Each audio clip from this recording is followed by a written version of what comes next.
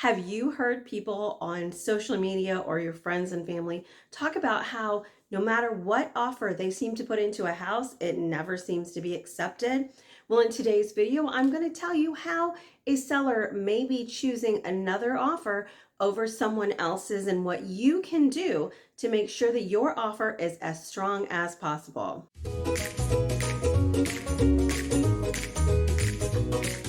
Hi, my name is Layla, and I'm a real estate agent in the Houston area, and it is my job to help make your family's move to Houston as fun and stress-free as possible. So if that's something that you're interested in learning more about, or you just want to hear a little bit about what Houston has to offer, please consider subscribing to this channel, and don't forget to hit the bell so you don't miss any of my videos every Thursday at 1 o'clock. Okay, let's get started. There is a lot that goes into whether or seller is going to accept an offer or not.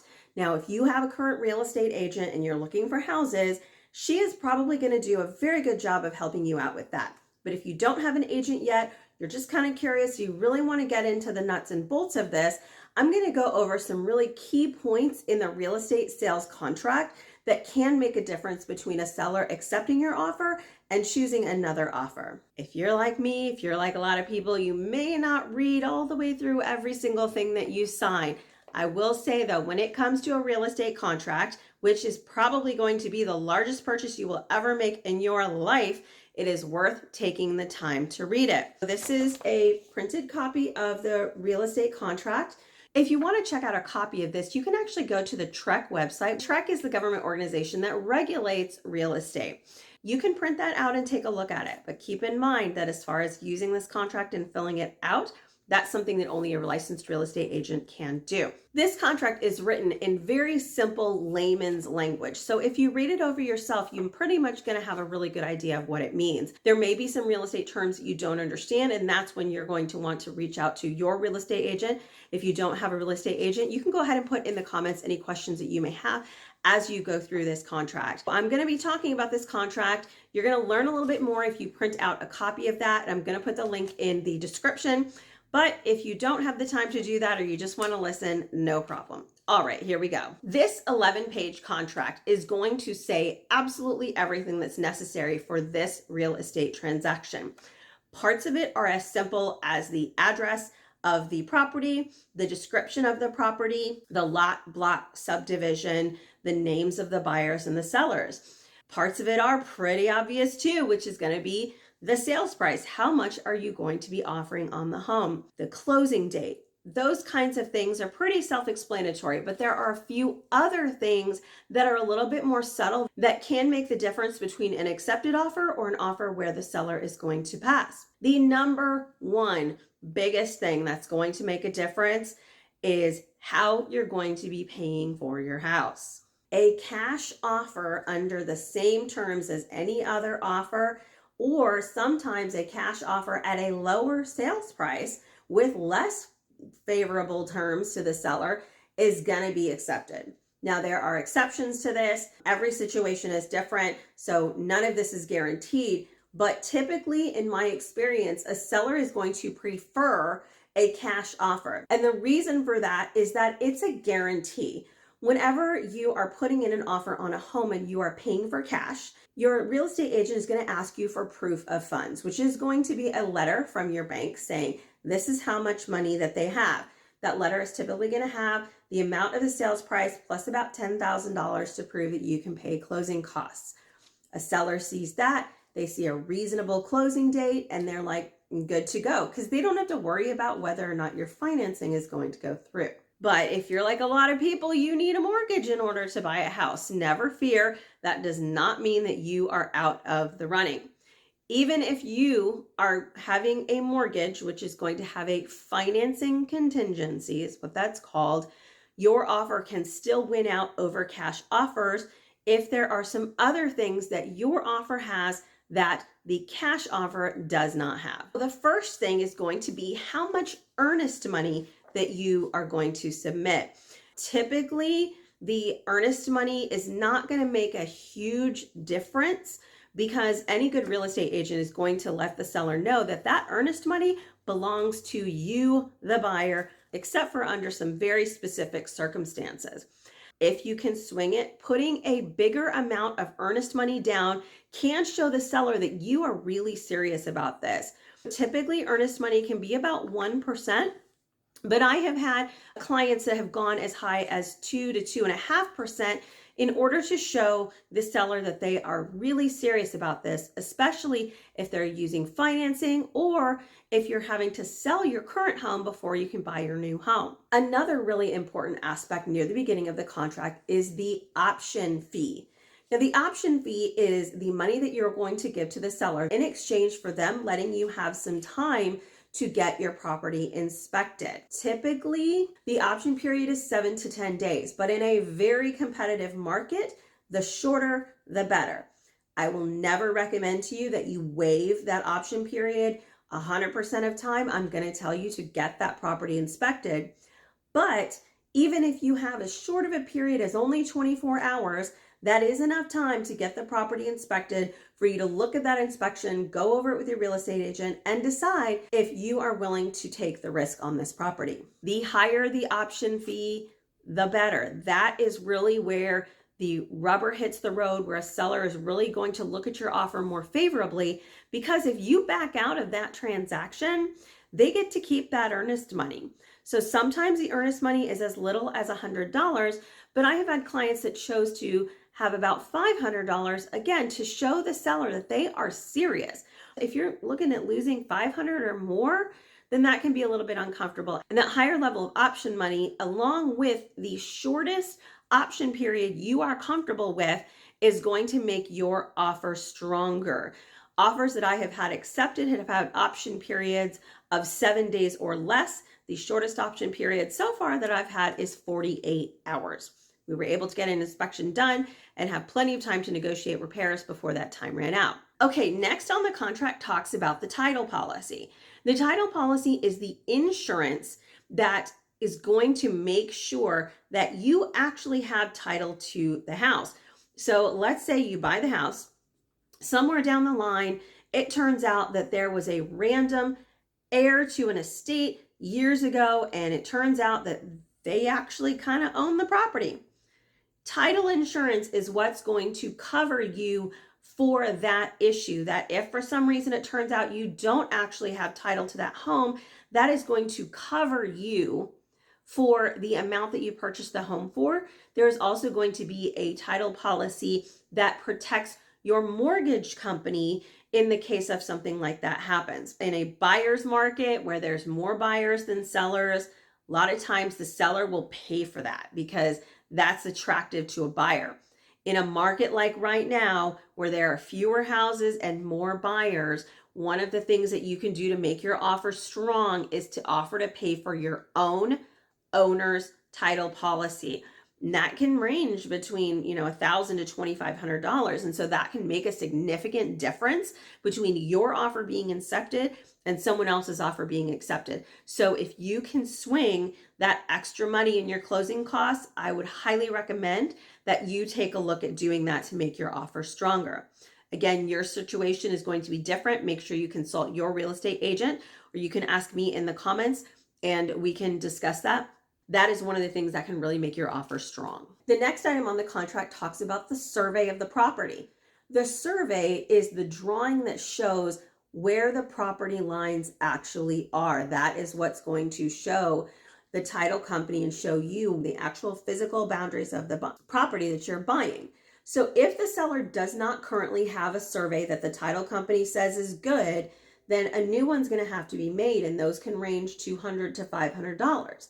To make your offer stronger, if you can do it, you can offer to pay for a survey if a new survey is done. If it's sounding, like I've got a refrain going on and I'm saying the same things, it's because I can.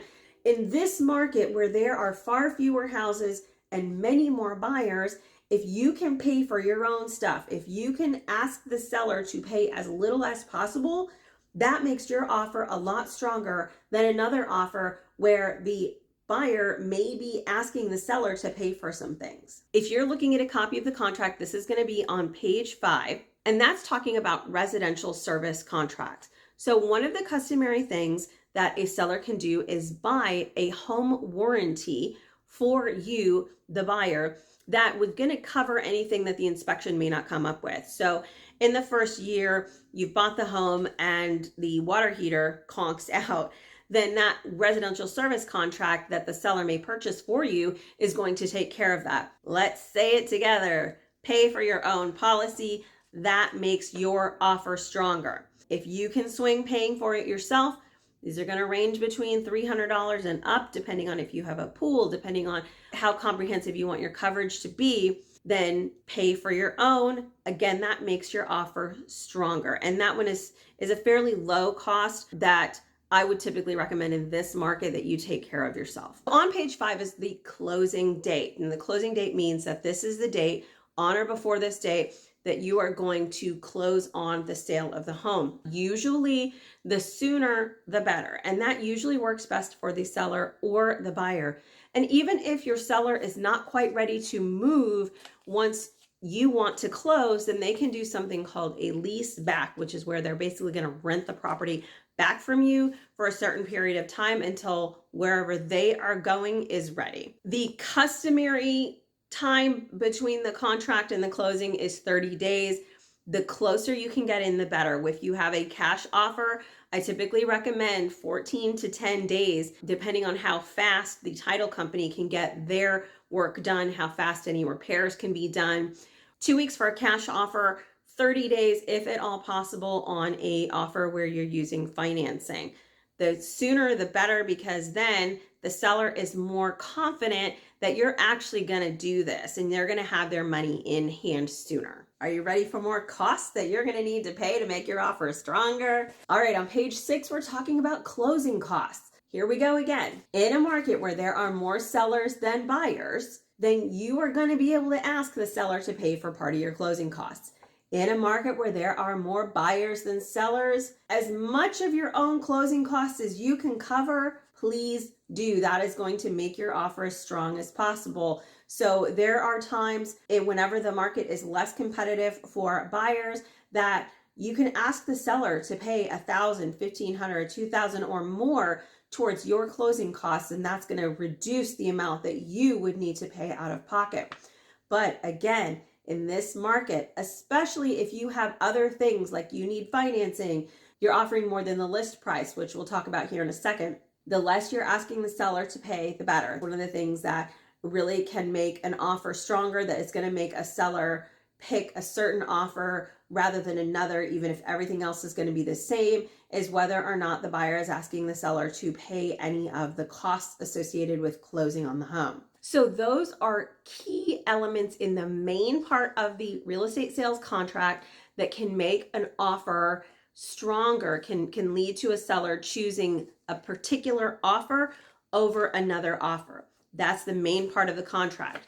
There are what's called addenda that can be added to the contract that also can affect how a seller chooses a particular offer. There are 3 addenda to the contract that can really make a difference between a seller accepting an offer or not accepting an offer. Some of these are absolutely necessary, and that's why you want to make other aspects of the offer stronger. But the 3 that can make a difference are a financing addenda, where basically you're saying, I need a mortgage to buy this house. A home sale addendum, which basically means in order to buy this house, I have to sell my current house. And an appraisal contingency, which basically means if the house doesn't appraise for this amount, I'm not going to buy it. Addenda to the contract like this are very important because they are going to protect you. The contract and the addenda to a real estate transaction are very protective of you as the buyer. If you look at the contract closely, there are so many outs for the buyer. This is very, very focused on you as the buyer. So you want to make sure that you're taking care of all of this. Your real estate agent is going to handle all of this for you. And if she's asking you a ton of questions that you're like, that's a lot of questions, the reason she's doing that is so that she can protect you. So let's talk about these addenda. The most common addenda when it comes to a difference maker is the third-party financing addendum. That document says, I need a mortgage to buy this house. Here are the terms of the mortgage. This is when I expect to have full approval. And if I don't have approval by that time, I am going to go ahead and go through the transaction. Or if I back out because I don't get financing, seller gets to keep the earnest money. Usually that date for approval is about 3 weeks after the contract. And that's why it's really important for you to have a solid pre-approval prior to putting an offer on the home.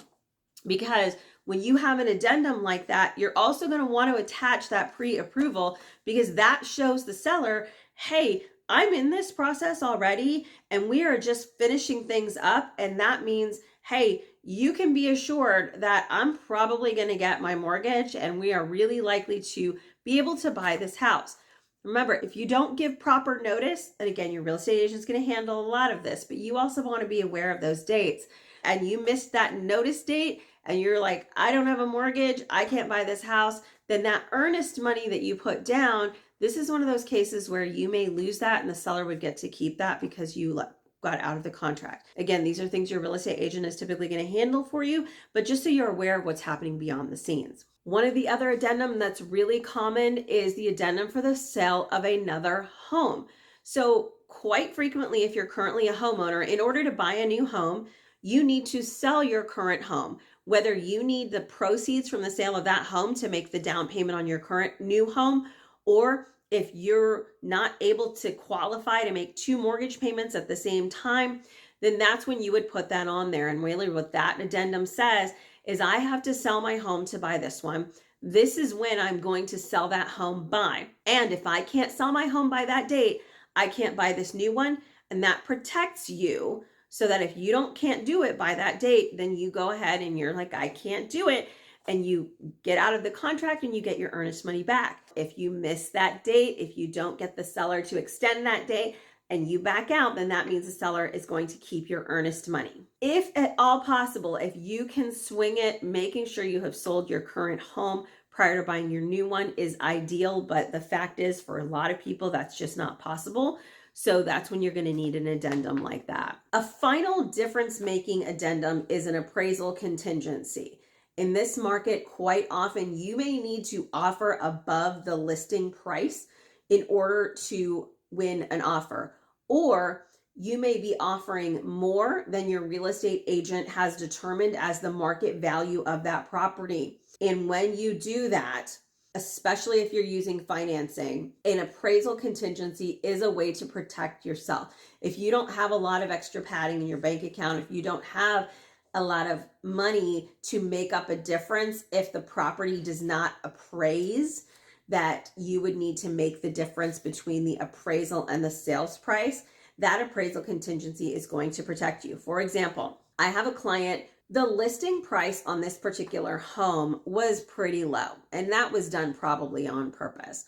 And I evaluated the home at a certain level, but that was not going to be competitive enough. And I knew, based on what homes were selling for and what I had seen in the market, that this particular amount is not going to be enough. And so what my clients decided to do was to offer extra.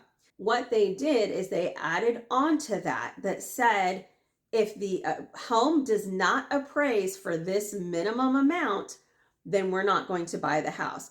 And that's protection for you. Let's say you're offering $415,000 for a house, but the appraisal only comes in at $400,000. So your mortgage company is going to calculate your mortgage based on $400,000. So you would need to make up the difference between that $400,000 and that $15,000. Now, for some people, you've got that money and you can do that. But for a lot of people, that's not something that you can do. And so what you could do is have an appraisal contingency added onto your contract that says, if the house doesn't appraise for $415,000, we're not going to be able to buy it. Again, that's one of those addendum that's going to protect you, but could potentially lead a seller to choose another offer. So let's say you have to have all 3 of those addenda. You have to sell your current home. You need an appraisal contingency because you need to offer higher than what may be the market value for the home. And you've got to sell your current home. Does that mean you're out of luck? No. I actually had a client recently who had all of that and they still got into their dream home. Your real estate agent is going to know the different tweaks and things that you can do. They're also going to call the listing agent and find out what are some things that can be a difference maker. It can be something as tiny as using a particular title company. It can be something as tiny as a little $50 here, a day there. One of the primary things, especially if you're using financing, that can make a difference, and again, your real estate agent is going to take care of this for you. If she doesn't, you might want to ask about this, is to have your mortgage lender email the listing agent after the offer comes in and says, hey, this is where the financing is. The financing is strong. This is when we expect it to close, because that's extra assurance from the mortgage company to the seller that says, hey, these people are serious. And this is what's going to happen. They are going to be more likely to be able to purchase this home. Those are a ton of reasons that a seller may choose one offer over the other. And if you currently have a real estate agent, you are now going to know the kinds of things that she's going to be looking for and why she's asking you all of these different questions. These are also things to think about if you're not quite ready to buy a home and you're figuring out how much money you may need to have set aside, because the more that you can set aside beyond what your down payment is, the better you're going to be, because you will be able to pay for as many of your own costs as possible. When it comes down to it, you want as few contingencies, extras as possible, and you want to be able to pay for as much of your own costs as possible, and you want to be able to close as quickly as possible. But remember, even if you have to have all of the contingencies, even if you do need the seller to pay some things, your offer can be accepted depending on a bunch of other factors. Sometimes the timing is right. Sometimes the seller has a little feeling about you. Sometimes the listing agent has said, hey, this buyer's agent is amazing and this offer may not be as good, but working with this real estate agent may not be as smooth. So take this offer versus the other. So many different factors.